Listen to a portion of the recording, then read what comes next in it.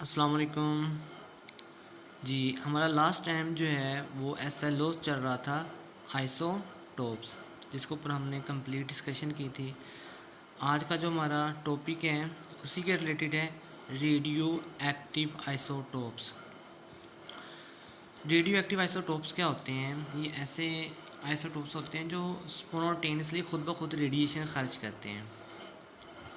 Actually कुछ element के जो आइसोटोप्स होते हैं ना, उनके न्यूक्लियस जो होते हैं ना, वो या तो स्टेबल होते हैं या उनमें से कुछ अनस्टेबल होते हैं। ठीक है, जैसे हाइड्रोजन है, उसके 3 आइसोटोप्स हमने डिस्कस किए थे, उसमें 2 स्टेबल हैं, एक जो है वो क्या है, अनस्टेबल है। तो जो अनस्टेबल न्यूक्लियस होते हैं ना, वो अपने आप को स्टेबिलिटी की तरफ लेके जाना चाहते हैं, क्योंकि जो अनस्टेबल न्यूक्लियस होता है उसके अंदर एनर्जी कॉन्टैक्ट जो होता है ना, वो थोड़ा सा एक्स्ट्रा होता है। अब वो अपने आप को स्टेबिलिटी की तरफ लेके जाना चाहता है, किसी स्टेबल एलिमेंट की तरफ लेके जाना चाहता है। तो वो करता क्या है, वो जो एक्स्ट्रा एनर्जी होती है उसको खारिज करता है, उसको अमिट करता है।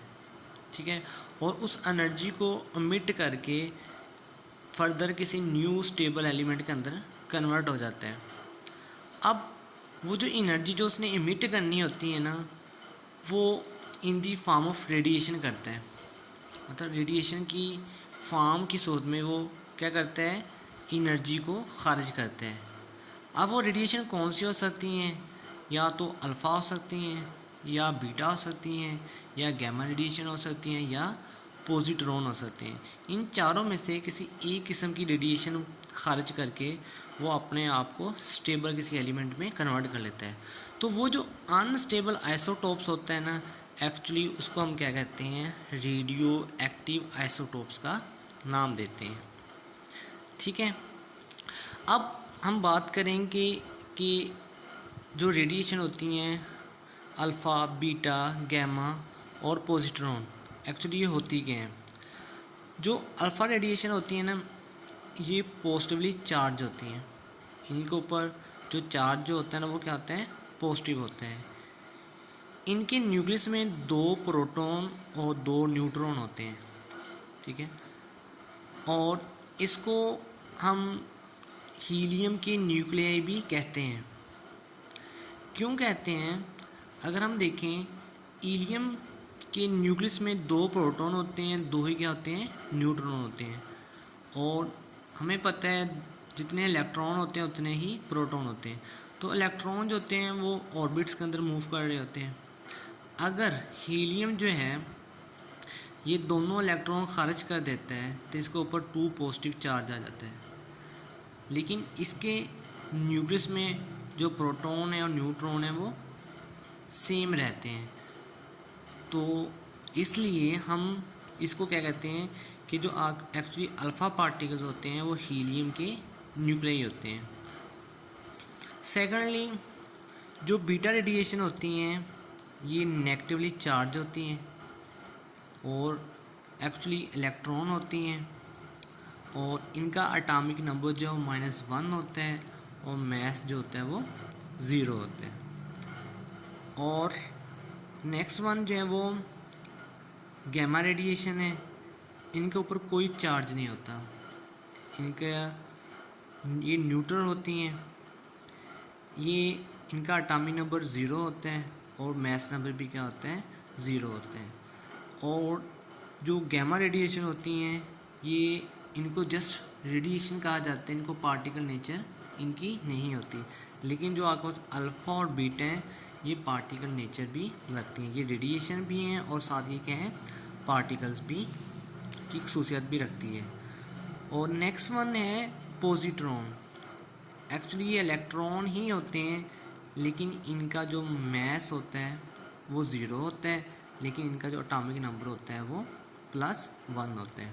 ठीक है, मतलब जब भी अनस्टेबल न्यूक्लियाई जो है वो रेडिएशन खारिज करेगा, इन चारों में से कोई एक रेडिएशन खारिज करके वो अपने किसी स्टेबल न्यूक्लियस के अंदर जो है वो शिफ्ट हो जाएगा। एग्जांपल देखते हैं नेक्स्ट। जैसे मैंने एग्जांपल दी है बिस्मथ। बिस्मथ जो है ये एक रेडियो एक्टिव आइसोटोप्स है। इसका एटॉमिक नंबर 83 होता है और मास नंबर 2 10 होता है। ये इसका जो न्यूक्लियस है वो अनस्टेबल होने की वजह से रेडिएशन खारिज करते हैं और रेडिएशन खारिज करके ये थीलियम के अंदर कन्वर्ट हो जाता है, जिसका एटॉमिक नंबर 81 होता है और मास नंबर 206 होते हैं। तो ये रेडिएशन जो खारिज करता है उस प्रोसेस को हम कहते हैं रेडियो एक्टिविटी। मतलब जब बिस्मत थीलियम के अंदर कन्वर्ट होगा तो एक्चुअली ये रेडिएशन खारिज करेगा। वो जो रेडिएशन खारिज करने का प्रोसेस होता है उसको हम क्या कहते हैं, रेडियो एक्टिविटी कहते हैं। और क्योंकि बिस्मत जो है वो रेडिएशन खारिज कर रहा है, इसका न्यूक्लियस जो है वो अनस्टेबल है, तो इसलिए हम इसको रेडियो एक्टिव आइसोटोप्स का नाम देते हैं। ठीक है। और बिस्मत का थीलियम के अंदर कन्वर्ट होना रेडिएशन खारिज करके, इस सारे प्रोसेस को हम कहते हैं रेडियो एक्टिव डिके। मतलब जो अनस्टेबल न्यूक्लियस होता है, जब वो किसी स्टेबल न्यूक्लियस के अंदर क्या होता है, ट्रांसफॉर्म्ड होता है, तो रेडिएशन खारिज करता है। वो जो ओवरऑल सारा प्रोसेस हो रहा होता है उसको हम कहते हैं रेडियो एक्टिव डिके का नाम देते हैं। नेक्स्ट वन हम डेफिनेशंस देखते हैं। रेडियो एक्टिव आइसोटोप्स ये क्या होते हैं, दी अनस्टेबल आइसोटोप, ठीक है, जिसका न्यूक्लियस जो होगा वो एक्स्ट्रा एनर्जी रखता होगा, डैट एमिट रेडिएशन, ठीक है, वो रेडिएशन खारिज करेगा। ठीक है, जो उसके अंदर एक्स्ट्रा एनर्जी होगी वो रेडिएशन की फॉर्म के अंदर खारिज करेगा, उसको हम क्या नाम देंगे, are called radioactive isotopes. ठीक है, इस तरह हाइड्रोजन है, कार्बन है, ठीक है, सोडियम है, तो कुछ उनके न्यूक्लियर स्टेबल हैं, जो अनस्टेबल हैं वो अपने आप को स्टेबिलिटी की तरफ लेके जाने के लिए रेडिएशन खारिज करते हैं। जो रेडिएशन खारिज करेगा उसको हम क्या नाम देंगे, रेडियो एक्टिव आइसोटोप्स का नाम देंगे। और वो जो रेडिएशन खारिज होगी, जो एमिशन ऑफ रेडिएशन होगी, उस प्रोसेस को हम नाम देंगे रेडियो एक्टिविटी। ठीक है, the process of emission of radiation is called radioactivity. Last one है रेडियो एक्टिव डिके। ये क्या होता है, कहता है when a radioactive isotope emit radiation it transformed into a stable element. This process is called radioactive decay.